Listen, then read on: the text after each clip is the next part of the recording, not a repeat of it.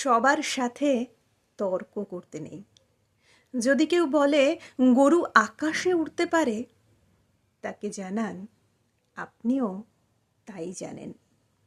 সবাইকে ঠিক ভুল বোঝাতে নেই, এক্সপ্রেশন দিতে নেই। এই কথাটা যত তাড়াতাড়ি বুঝিয়ে ফেলা যায় ততই মঙ্গল।